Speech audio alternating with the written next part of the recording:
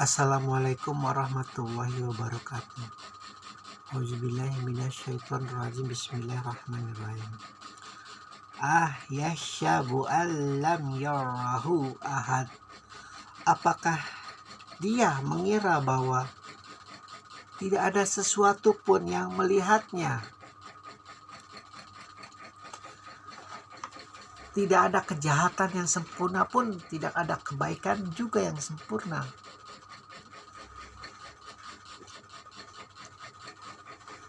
Karena kalau kita sudah paling baik, sudah paling suci, sudah paling puncak, itu ya berarti kita sudah tidak butuh apa-apa lagi.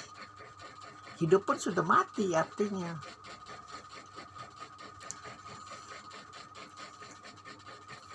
Pun begitu ketika kaum kafir Quraisy merasa strateginya itu sudah terbaik untuk mengalahkan Rasulullah.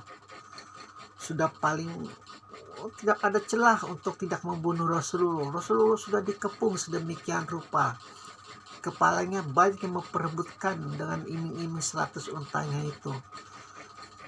Apakah dia tidak sadar dengan strategi-strateginya itu untuk membunuh nabinya, bahwa ada yang melihat strategi mereka?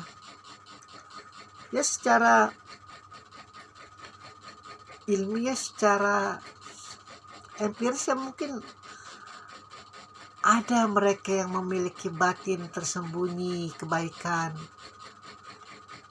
memberitahukan kepada Rasulullah bahwa ada strategi-strategi semacam itu untuk siapa yang tahu.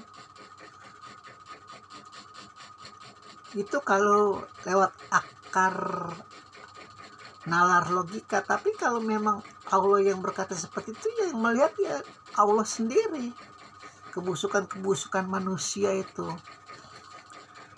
dimana cerita ini hanya contoh, satu contoh untuk seluruh contoh umat manusia. Bagaimana manusia bersrategi untuk mencuri uang rakyat, bagaimana strategi manusia untuk agar tercipta peperangan dunia, bagaimana strategi manusia agar berkoalisi untuk menjalimi orang-orang yang baik, agar orang-orang yang buruk, orang-orang jahat masuk ke pemerintahan dan akhirnya menyengsarakan rakyat. Karena kalau Allah tidak berkata seperti itu, manusia nanti jadi ada hujah. Kapan kau melihatnya? Berikan pembuktian. Tak perlu aku berikan pembuktian di dalam Al-Quran kalau kau mengenal Islam. Kalau kau tidak mengenal Islam, ya sudah. Kau berarti sudah tidak perlu Al-Quran, tidak perlu pembuktian Al-Quran. Kau memang sudah buruk.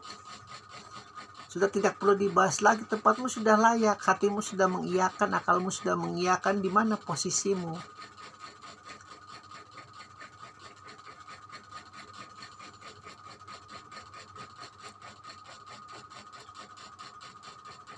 Pun ketika kita merasa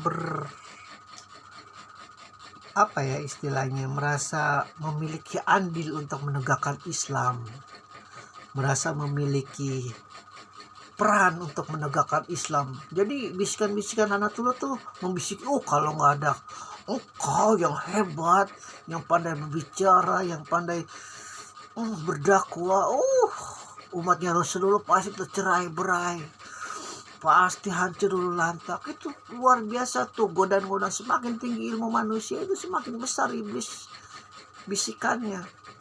Itu yang dimaksud dengan tidak ada kebaikan yang sempurna. Goda-godaan itu pasti ada. Jangankan kita manusia, para nabi itu sering digoda oleh iblis. Kalau nggak ada engkau Adam, kalau nggak ada engkau Isa, kalau nggak ada engkau Ibrahim, kalau nggak ada engkau Daud, apa jadinya ini agama Allah? Para nabi itu sering digoda dengan bisikan-bisikan keriaan, ketakjuban. Hanya saja mereka konsisten, talinya langsung kepada Allah. Contoh yang paling nyata adalah Nabi Yunus yang dimakan paus kalau tidak salah. Itu godanya sampai sedemikian besar. Sudah tidak bisa lagi ini umatmu ini diselamatkan. Sudah, kau pergi saja jauh. Biar nanti ada nabi-nabi lain yang akan membereskan. Tidak bisa ternyata. Allah menghendaki engkau. Karena fitrah akalmu yang paling dekat kepada Allah. Fitrah batinmu paling dekat kepada Allah. Kesalehanmu paling dekat kepada Allah. Tidak bisa. Kau harus kembali kepada umat membereskan. Tidak ada kebaikan yang sempurna. Makanya Rasulullah sesuci apapun dia tidak pernah merasa suci. Ibrahim sesuci apapun tidak pernah merasa suci. Adam, Nuh semua tidak pernah merasa suci. Imam setiap hari menangis. Kerjanya menangis. Jadi kalau ada, aduh takut salah lagi. Tapi ini kode etika kaum Syiah ya, umat Syiah itu para imam-imam itu istilah kasarnya ya. Bersenda gurau, bercengkrama, tertawa, terbahak-bahak itu hampir mustahil bagi mereka. Karena mengingat kejaliman-kejaliman kaum-kaum penindas yang dulu menghindas Rasulullah, menindas Ahlul Bait terutama. Tali-tali Allah ini senantiasa terjaga. Mukanya pasti sedih mulu tuh kalau orang Syiah kelihatan. Nah, kalau ada mengaku Syiah tapi hobinya bersenang-senang, banyak orang Iran di sini, di Kuningan, di Sudirman, yang kelakuannya juga tidak Syiah banyak. Tidak Syiah sama sekali, liberal, Amerikanisme banyak. Jadi jangan kita kategorikan orang Syiah itu Iran, Syiahnya orang Wahabi itu Arab Saudi, ukhuwah Islami sangat luar biasa, bla bla bla di negeri. Tidak. Globalisasi ini sudah sangat menyebar ke akal-akal manusia, apalagi umat Islam yang sangat polos dalam menghadapi sengitnya persaingan sistem informasi di masa sekarang. Jangan kita sangka orang Arab itu semua masuk surga. Kalau tidak mereka berdosa, ya mereka dicek sendirilah. Mungkin butuh bukti yang paling nyata, pergi ke puncak lah. Banyak kawin kontak di sini orang Arab yang mencari perawan-perawan orang Indonesia. Begitu.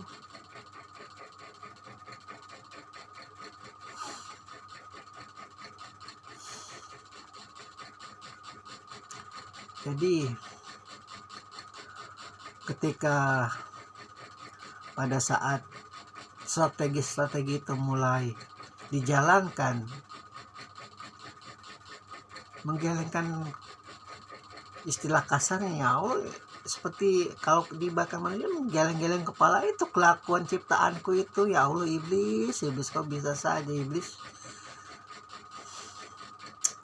tidak tahu apa itu. Aku melihat setiap pergerakan mereka, hati mereka itu mau lari kemana, aku tahu iblis. Luar biasa engkau sanggup mencerai berakan anak cucu Adam sampai seperti itu. Sampai merasa dirinya sudah melakukan nafkahnya begitu banyak untuk menghancurkan Rasulullah, dan merasa itu adalah jalan terbaik bagi dia. Bukan hanya bagi dia, bagi umat Arab. Berhala itu harus tegak bagi dunia, bagi kemanusiaan kalau perlu. Luar biasa disesakanya sampai seperti itu. Dan apakah dia mengira bahwa tidak ada sesuatu pun yang melihat strategi mereka? Karena di sekitar lingkungan jahat pasti ada satu dua itu yang hatinya tergugah. Pun begitu di lingkungan orang baik pasti ada satu dua orang yang hatinya tergugah untuk berbuat jahat. Sudah manusiawi, sudah kodrati itu. Itu namanya nanti jadi apa ya? Jadi pecundang, jadi loser. Baik di kalangan kaum penjajah dianggap pecundang karena pengkhianat. Walau bagaimanapun, mau kaum baik apalagi double 2 kali lipat, munafikin. Luar biasa. Alhamdulillahirabbil alamin.